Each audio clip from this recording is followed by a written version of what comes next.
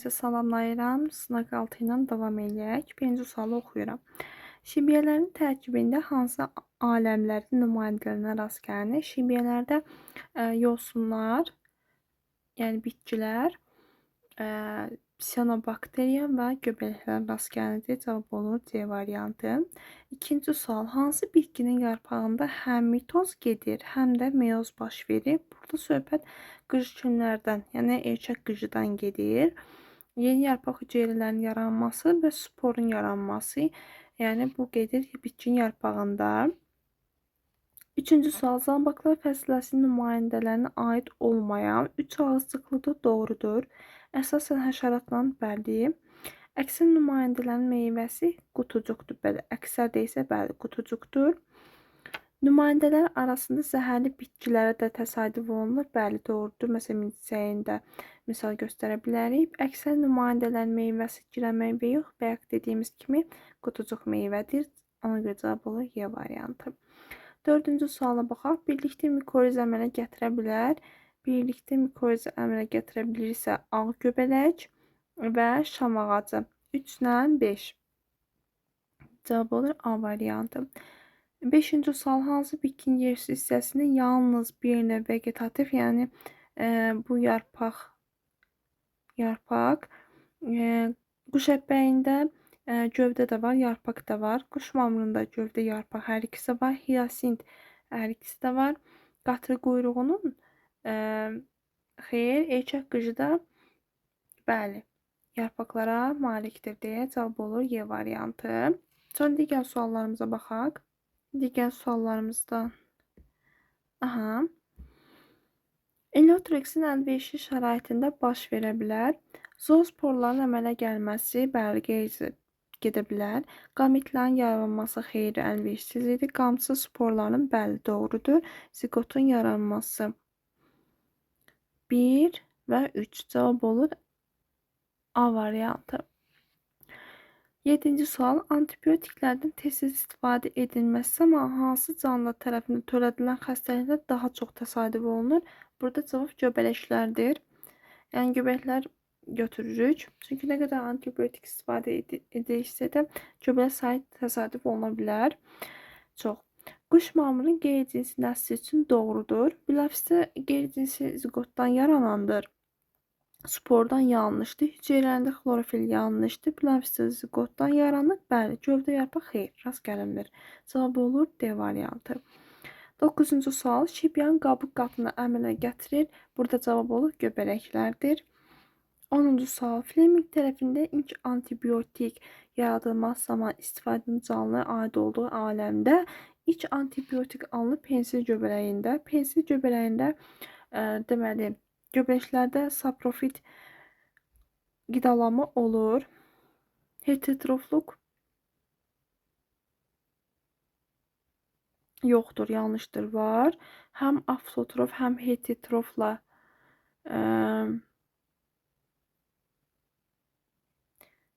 avtotrofluq aləmdə həm avtotrofluq, həm heterotrofluq olmur. Cavab olur Y variantı. Yalnız göbələklər aləmi yalnız heterotrof qidalanır.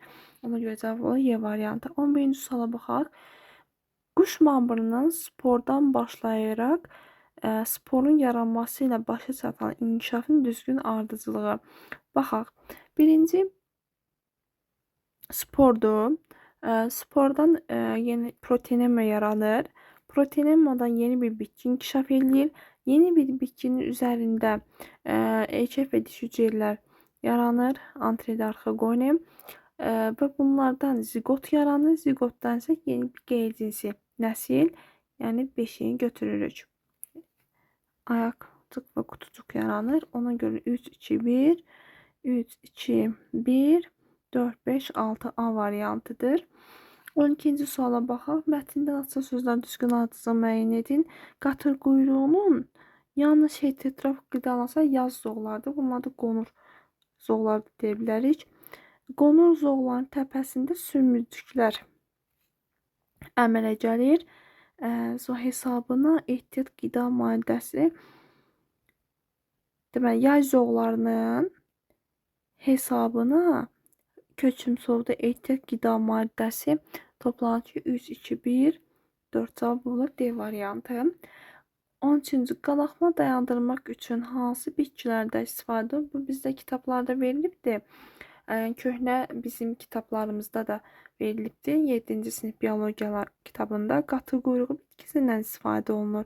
Bir də ki, quş əppəyindən. Cavab olur 1, 3. B variantı. 14-cü suala baxaq. Dəlibəngin çiçəklərində olan bitişmiş strukturlarının sayı 45'e bərabərdir.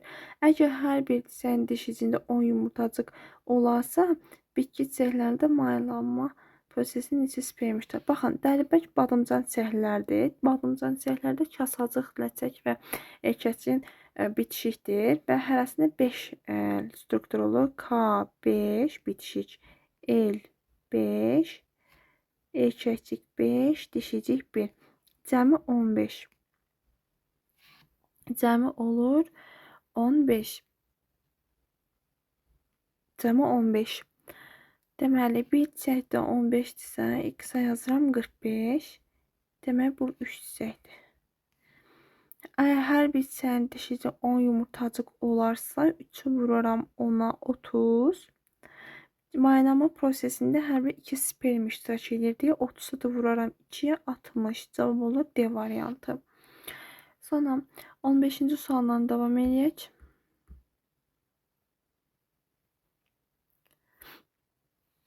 On 15-ci sual.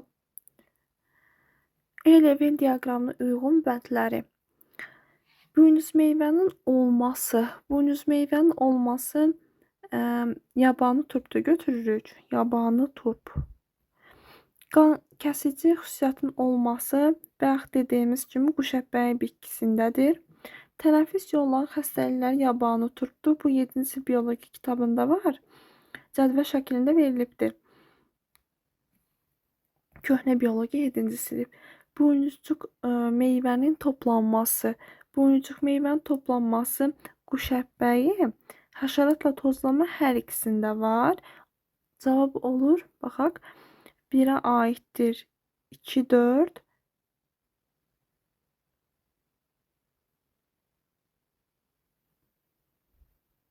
2, 4. Bir dəqiqə zəhmət olmasa. 1, 3, 3'ə da aiddir 5. Cavab olur C bəndi.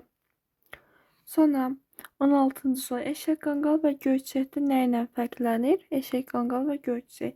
Eşək qanqalda boru şəkillidir. Göyçəkdə mərkəz boruydu. Kənarları qıf şəkillidir. Boru şəkilli çiçəklərə malik olmaq xeyr. Bütün çiçəklərdə maylanma baş verir. Eşək qanqalda göyçəkdə mərkəzdə baş verir. Amma eşək qanqalda bütün çiçəklərində qıf şəkilli çiçək göyçəyin kənarlarında götürmürük.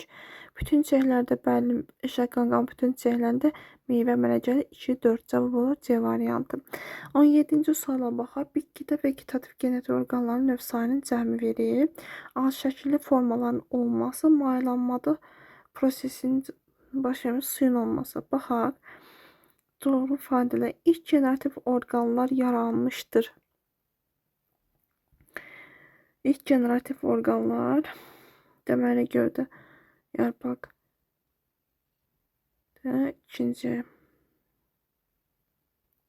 İkincidə 3'də gövdə yarpaq çiçəyi olmur. Qış kimlərə aiddir? Qış kimlərdə 3, 2'dir. Bunu götürmürük. İkinci, ilk köklər yaranmışdır. İlk köklər bəli yaranmışdır.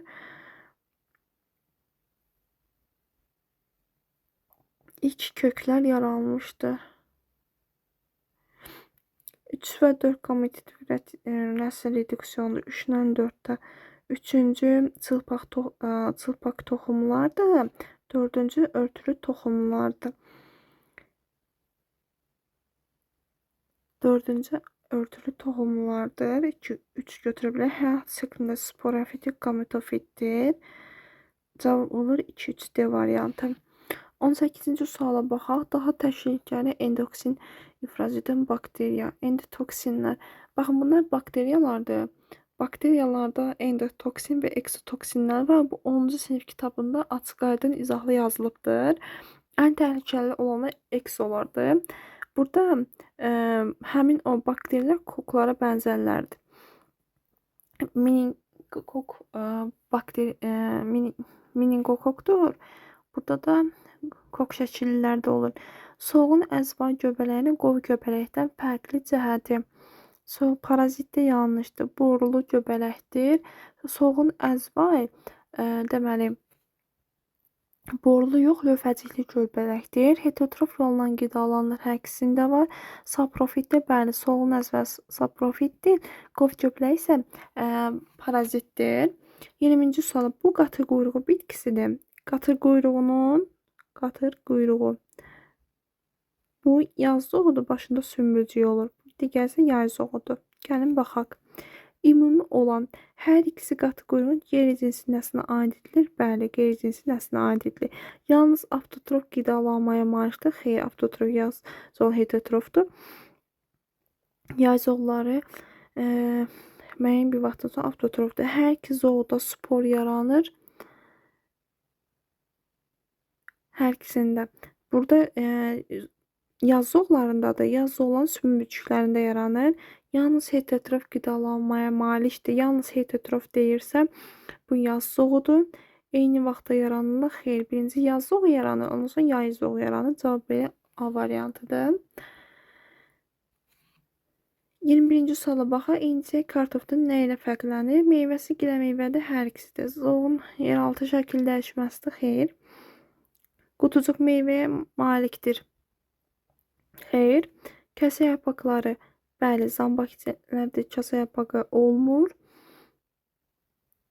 Deməli, bir də yarpaqlarında qövs var, damarlanmadır. Bəli, 4-lə 5 Y variantı. 22-ci suala baxaq. 22-ci sual. 22-ci sualda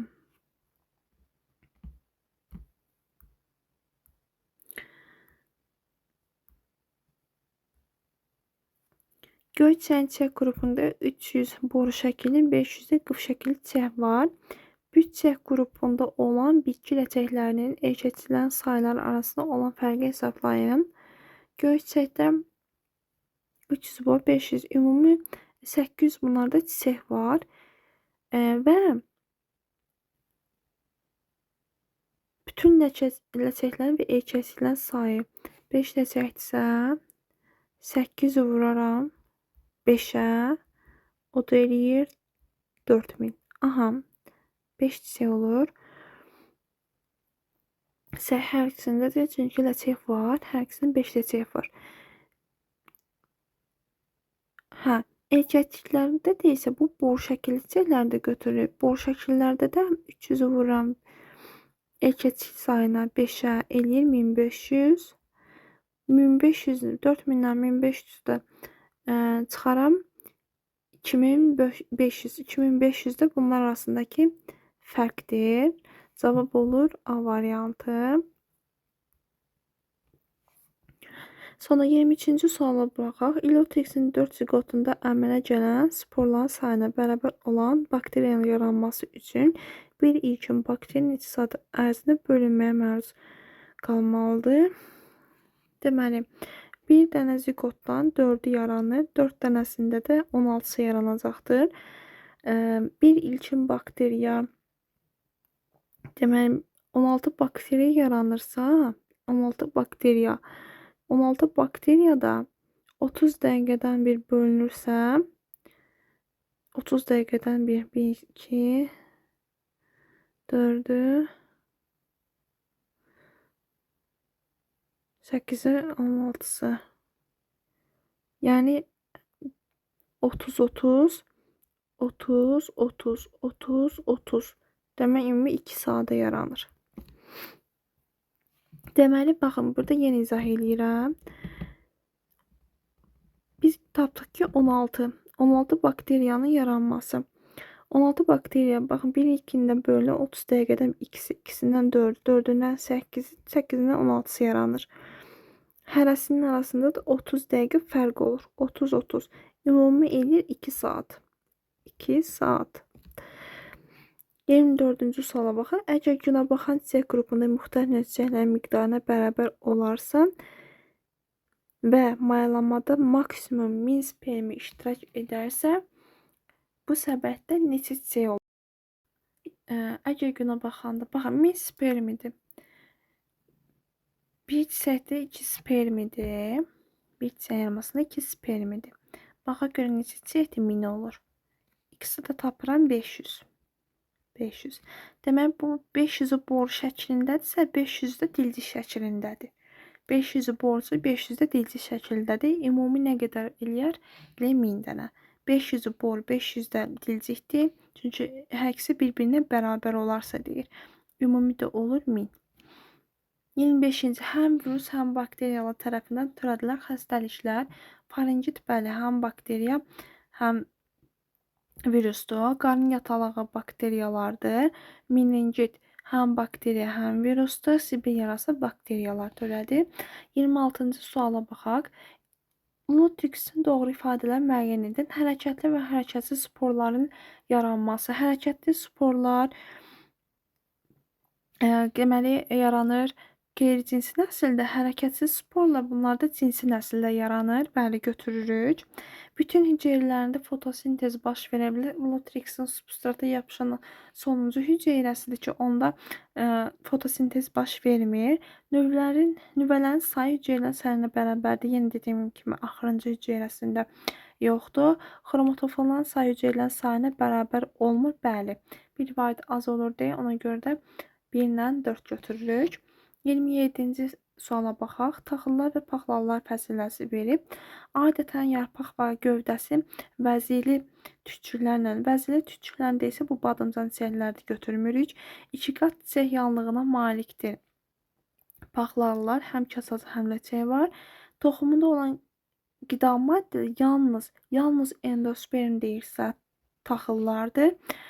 Çiçək yanlığı, çiçək pulcuğu və çiçək pərdələri isə taxıllardır. Çiçəkdir. Yarpağı torvardır, paxlallar. Deməli, 1-ə aiddir C-dir, 2-ə aiddir B-nə Y. A da bildik ki, badımcan çiçəklərə aiddir. Sonra stasiyalara baxaq. Botanika bağını ekskursiya zamanı şagirdlər hündür bir ağacla qarşılaşdırır. Ağacın qabında lövhəli latınca pinus yazılmışdır. Bu sözün tərcüməsi qaya deməkdir. Köhnə kitablarımızda verilibdir. Bu qaya çılpaq toxumlara aiddir. Fəsiləsinə aiddir. Şöbəsi fəsilə dedim. Üzrlərin şöbəsinə. Çılpaq toxumlar şöbəsi. Deməli, 28-ci sual bu bitkinin aid olduğu şöbənin ilk nümayəndəsi ilk dəfə olaraq hansı era? Paleozoy erasındadır. Era olaraq Paleozoy. Paleozoy erasının hansı dövründə deyilsə, təbii ki, Devon dövrünü qeyd edirik. Nəyə görə deməli belə adlandırılıb? Kitabda qısa bir məlumat verilibdir. Həm bu ağaçlar küləyə qarşı davamlıdır. Eroziyanın qarşısının alınmasında mühüm rol oynayır bu ağaçlar. Bu bitkilərdə generativ orqanların neçə və hansı növlər təsadüf olunur? Baxın, toxum olur bunlarda və qoza olur. Toxumla qoza. İkisi.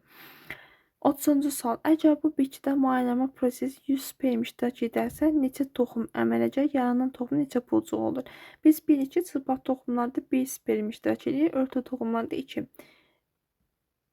Bir bitkinin yaranmasında 1 spermimizi, ikisi də 100'ün götürürük. Elə tapırıq 100. 100 toxum. Və neçə pulcuq olur? Deməli, bir pulcuqda ikisi yerləşdiyinə görə 100'ü bölərəm 2'yə, o da eləyər 50. Çünki bir pulcuqda ikisi yerləşir. Cavab olur 50.